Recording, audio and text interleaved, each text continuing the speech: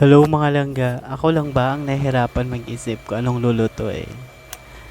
At may nakita nga akong upo sa rep. Ito na lang lulutuin ko, lagyan ko na lang ng sardinas. So tara, samahan niyo ako magluto. Let's go!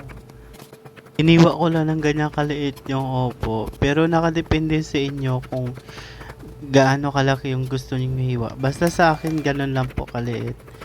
At naghiwa na din ako ng sibuyas, bawang.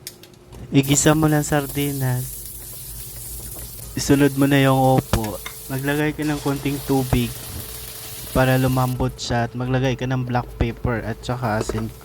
Depende sa inyo kung maglagay kayo ng black pepper. Basta ako naglalagay ako ng black pepper sa niluluto ko at ganun lang siya kadali at meron ka ng ulam. Thank you for watching guys.